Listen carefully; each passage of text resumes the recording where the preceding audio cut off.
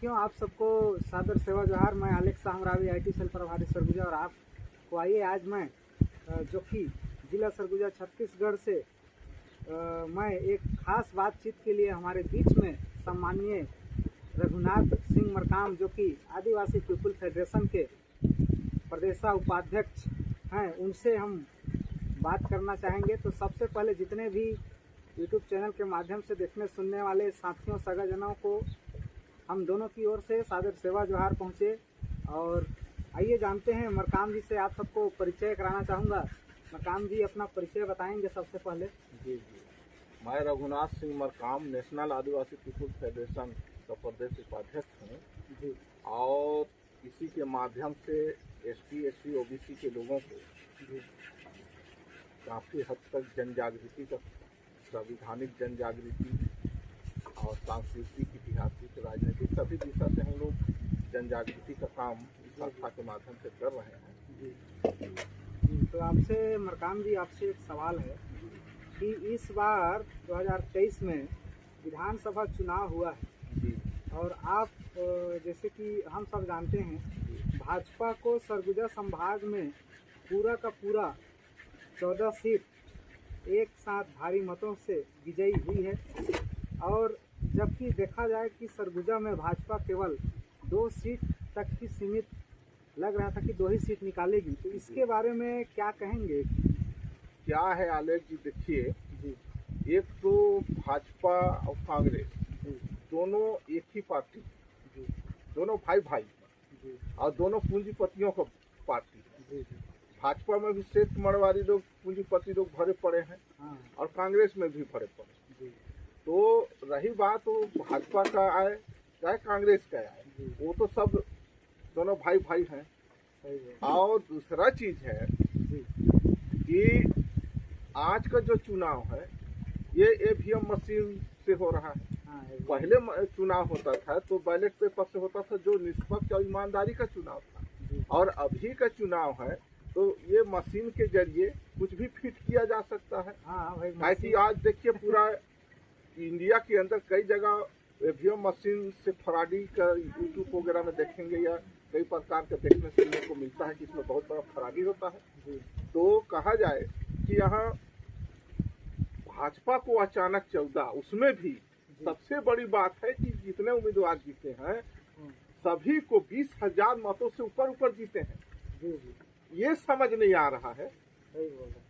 कि अचानक अरे 200, 400, 500, 2,000, 5,000 से जीते समझ में आता, लेकिन अचानक 20,000, कोई 40,000, कोई 35,000, कोई 38,000 से डायरेक्ट जिसका कोई लहर ही नहीं था। हाँ सही बोल रहे। तो ये तो देखिए EVM मशीन का खेल है। हाँ यदि निष्पक्ष तरीका से बैलेट पेपर में अगर चुनाव कराया जाए जी तो निश्चित ही भाजपा सिमट जाएगी।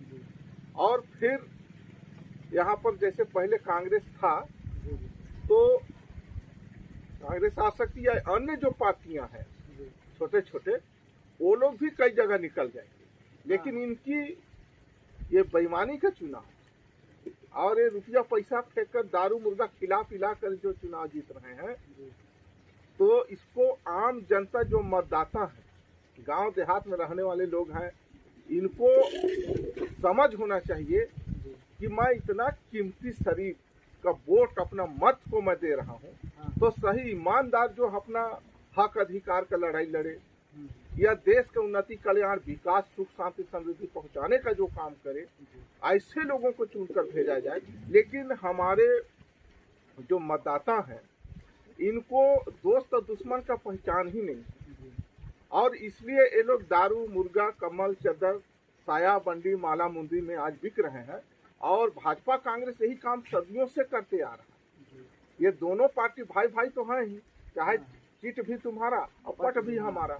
अगर देखा जाए आलेख जी तो ये भीट है, ये भी कान मेरा है ना और ये भी कान मेरा है। हाँ तो उसी प्रकार का इनका है, चाहे वो कांग्रेस को दो वोट चाहे बीजेपी को, शासन तो उन्हीं का है ना। एक भाई उधर रहेगा, एक भाई उधर रहेगा, फर्क उनको नहीं पड़ना है। फर्क पड़ता है गांव देहात के लोगों को, ST SC OBC के लोगों को।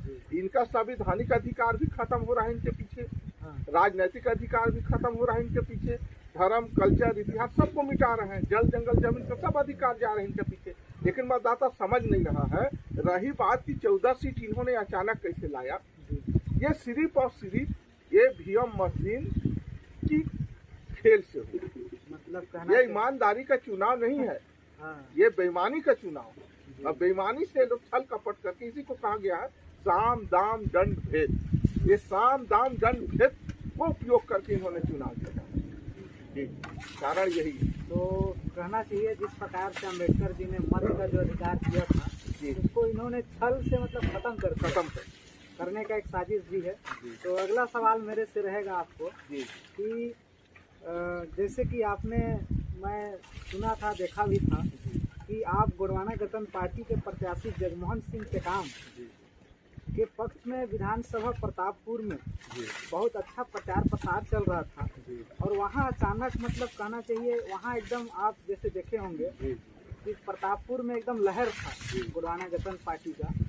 तो किस प्रकार से वहाँ कैसे वोट घटा, इसके बारे में थोड़ा सा इसमें क्या है, देखिए जब से टिकट का दांव पेच लगा उस समय से लेके पूरा प्रचार प्रसार तक मैं विधानसभा प्रतापपुर में प्रचार प्रसार में उनके जगमोहन सिंह टेकाम जी के पीछे गया और गांव-गांव जगह मीटिंग सभा किए।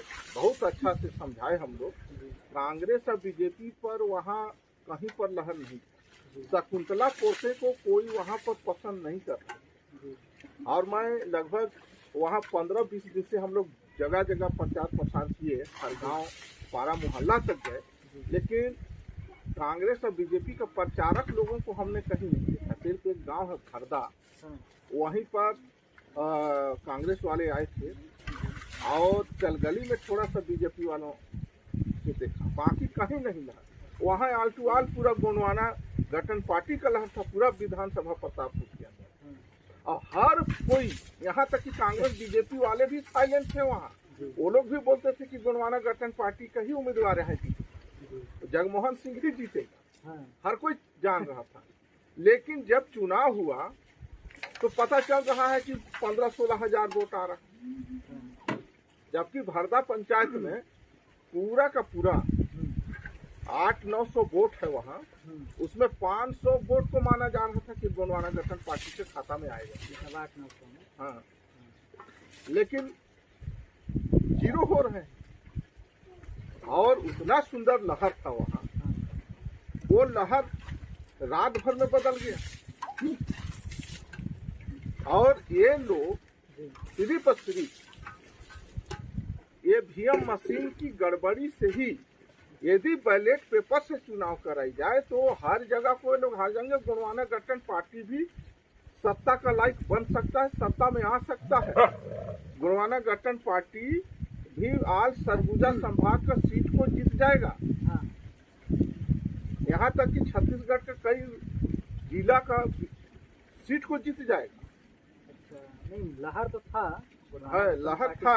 इस प्रकार से बीएसपी से बहुजन समाज पार्टी और अच्छा, वहाँ जो है 38,000 का लमसम में एसी समाज को, जबकि वो लोग कैडराइज व्यक्ति है, तो उनका कैडर लोग तो इधर उधर नहीं देंगे।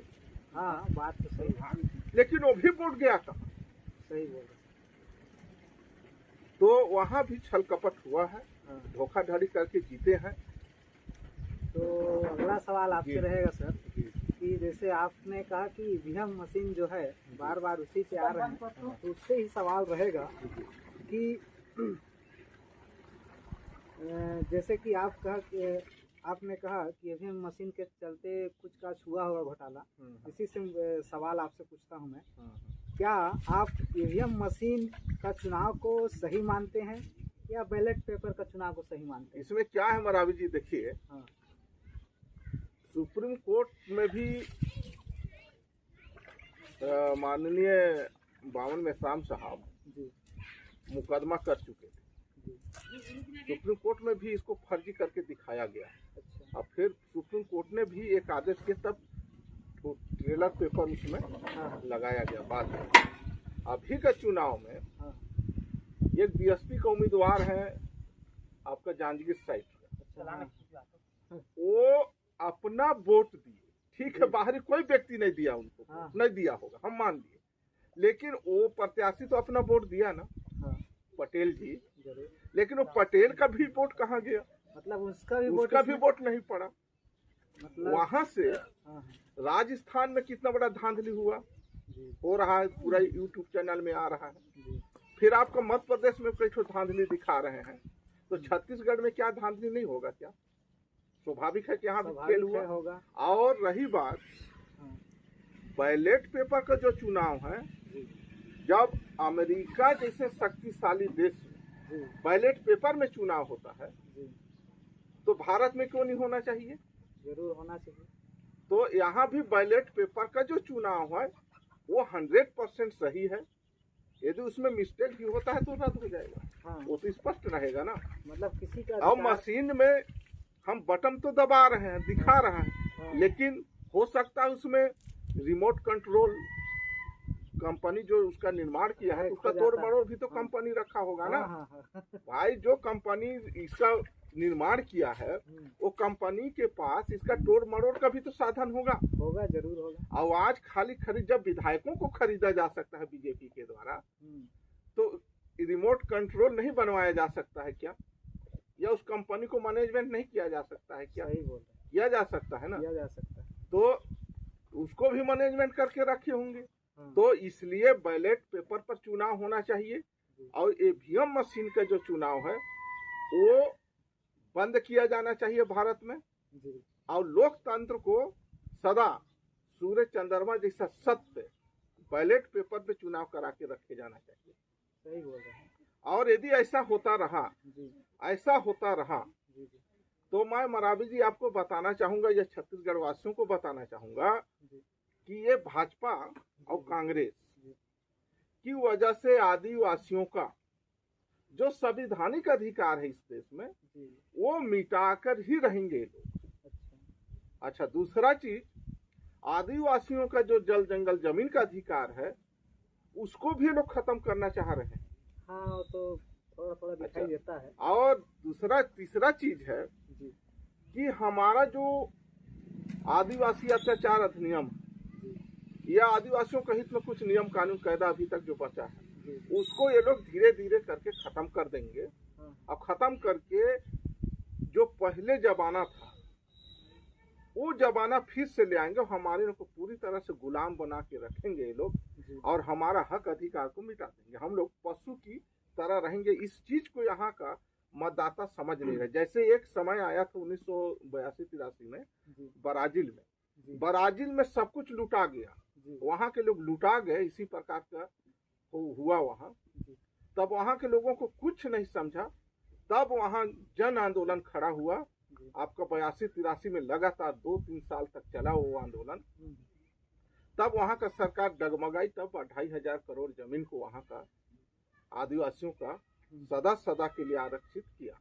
अच्छा उसी प्रकार छत्तीसगढ़ का सब कुछ को हमारे आदिवासी सांसद विधायक बना के उनको सामने रखकर हाँ हाँ और उनके पीछे से पूरी तरह से लूटा जा रहा है, पूरा सफाया किया जा रहा है। और उसके साथ साथ यहाँ के ST SC OBC का जितना है सब छीना जाएगा। हाँ और भाजपा और कांग्रेस जरूर हमारे लोगों को विधायक सांसद बना रहे हो दिखावा के लिए, एक दो लोग को आगे कर देंगे, जी जी लेकिन हमारे जो सांसद विधायक बन के जाते हैं, इन लोगों को राजनीति का यह जो षड्यंत्र चल रहा है इस देश में हमारे लोगों को सफाया करने का, वो षड्यंत्र के बारे में हमारे नेता लोग कभी न पढ़े, न समझे, न सुने, न सीखे। सही बोल रहे हैं। और देख कर भी ये लोग, देखते हुए भी, जैसे एक चीज क्या है आप देखेंगे, हाँ भारत में अंधा व्यक्ति एक्सीडेंट नहीं हुआ है आज तक, सही बात। लेकिन हाँ यहाँ हमारा संविधान मिट रहा है, हाँ हमारा जल जंगल जमीन मिट रहा है, हमारा सारा अधिकार खत्म हो रहा है, हाँ हम पशु की तरह मारे पीटे जा रहे हैं। पूरा आदिवासियों को, ST SC OBC के लोगों को जगह जगह मारा पीटा जा रहा है, घसीटा जा रहा है। अभी मणिपुर को देखिए हाँ क्या कर दिए। इससे पहले डिलिस्टिंग ला के यहाँ लड़वा रहे, उड़ाओ को 2 फाड़ा कर दिए। हाँ बस्तर को पूरा साफ करा दिए, बस्तर के आदिवासियों को आतंक मचवा दिए। और हर कुछ छीनाया जा रहा है। इसके बावजूद भी हमारे लोगों को समझ नहीं आ रहा है, अंधा की तरह उनके साथ जा जाके एक्सीडेंट हो रहे हैं। ये तो एक्सीडेंट होना ही है ना। एक्सीडेंट ही है। तो अंधा जब सतर्क हो सकता है, लेकिन ये देखने सुनने जाने वाले लोग भी जाके गड्ढा में समा रहे हैं। सही बोल रहे हैं। गन्ना की तरह हमारे लोगों का उपयोग किया जा रहा है भाजपा कांग्रेस। गन्ना को रस के रहते बहुत अच्छा से चूसेंगे, बहुत अच्छा से, इसके बाद कचरा। कचरा उसी प्रकार हमारे लोगों को सांसद विधायक बना बनाकर उनके पीछे लूट रहे हैं, और लूटने के बाद जैसे पद से खाली होंगे इसके बाद कोई मतलब नहीं। साइड से जाओ, ये जंगली लोग हैं, आदिवासी लोग हैं, ये हो रहा है। तो इसलिए यहाँ का चुनाव आपका बैलेट पेपर पे होना चाहिए। उसे प्रतापपुर का मामला को हो सके तो हम हाई कोर्ट में उठाएंगे। हाँ, वहाँ पुनः फिर से गिनती हो, और जो मत मिला है, मत पर्ची है, उसका मिलान किया जाए। ठीक है, हम हारे होंगे, हमें स्वीकार है, लेकिन हमारे सामने उस मत पर्ची का मिलान करके दिखाओ, क्योंकि ईवीएम का गड़बड़ी कई जगह उजागर हो चुका है, और जो जीते हैं इनको तो भाई बल्ले बल्ले है। उनको क्या गम है? कांग्रेस के लोग इसके ईवीएम के बारे में इसलिए नहीं बोलते हैं कि ये दोनों भाई भाई हैं, चाहे तुम जीतो चाहे मैं जीतो, सत्ता तो हमारे ही लोगों के हाथ में है। इसलिए कांग्रेस के लोग इसका खिलाफ आवाज नहीं उठाएंगे, लेकिन यहाँ के हमारे ST SC OBC के लोगों को ये ईवीएम के बारे में जन आंदोलन करना चाहिए। सही बोल रहे हैं। और जन आंदोलन देश या राज्य में एक दिन होके ही रहेगा, और यहाँ जन आंदोलन की जरूरत है। नहीं, अब ज्यादा शिक्षित होते जा रहे हैं धीरे धीरे। और एक जैसे कि है कि यहाँ भी रामानुजनगर जो है, वहाँ कोई मरकाम करके उठे थे, कोई मरकाम थे, उनका भी कहना है कि वहाँ के लोगों का भी कहना है कि 2019 में जब वोट हुआ था तो उन क्या 18,000 लगभग मिला था, और अभी जब वोट हुआ तो उसमें 1700 मतलब मिला है। तो कहीं ना कहीं देखा जाए तो ईवीएम का कुछ काज, ईवीएम का बहुत बड़ा गड़बड़ी है। ईवीएम से इसका फराट को पकड़ने के लिए हमारे बड़े बड़े जो बुद्धिजीवी हैं, विशेषज्ञ हैं, इसका कंप्यूटर का जानकार है, इंजीनियर है, इनको भी अब विशेष ध्यान देना चाहिए। काहे कि चुनाव इलेक्शन ये सबका वो नहीं कराएगा, क्योंकि उन्हीं शासन प्रशासन तो उन्हीं का है ना जी। तो और यहाँ का न्यायपालिका, कार्यपालिका, व्यवस्थापिका, प्रचार माध्यम, ये 4 तंत्र होता है पूरे दुनिया को चलाने के लिए। ये चारों का मालिक तो वही लोग। ये बहुत बड़ी खेल हमारे साथ हुआ है। जी। तो लास्ट में मैं एक सवाल आपसे करना चाहूँगा। जिस प्रकार से छत्तीसगढ़ और भी जगहों पर भाजपा बढ़त बना करके जीत हासिल की है, तो आपसे सवाल रहेगा सर, क्या छत्तीसगढ़ में भाजपा की सरकार बनती है तो क्या ये हमारे आदिवासी कहें या फिर मूल निवासी समाज कहें, इनका क्या संवैधानिक अधिकारों को लगता है कि संरक्षित कर पाएंगे? नहीं, इसमें क्या है मरावी जी, भाजपा वो पार्टी है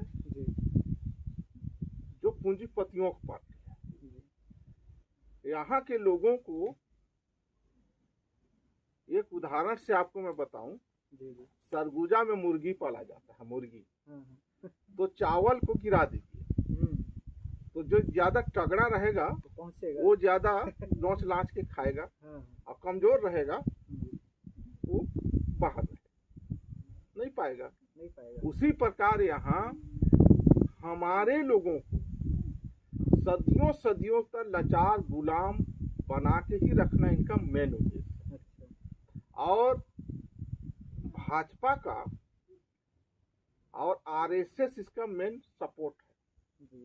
भाजपा RSS तो सब एक है। तो इनका मेन उद्देश्य है कि भारत का संविधान जो डॉक्टर भीमराव अंबेडकर के द्वारा लिखा गया है, तो उस संविधान को किसी न किसी प्रकार करके हम बदलें, समाप्त करें, और फिर से पुनः मनुस्मृति लागू किया जाए। दूसरी चीज, मनुस्मृति संविधान को भीमराव अंबेडकर जी के द्वारा 1927 में जब जलाया गया, इसलिए जलाया गया कि वो हमारे ST/SC OBC के हित में 1% भी नहीं था। अगर वो संविधान आज रहता मनुस्मृति संविधान, तो हमारे आदिवासी लोग आज देखने के लिए नहीं मिलते, खत्म हो गए।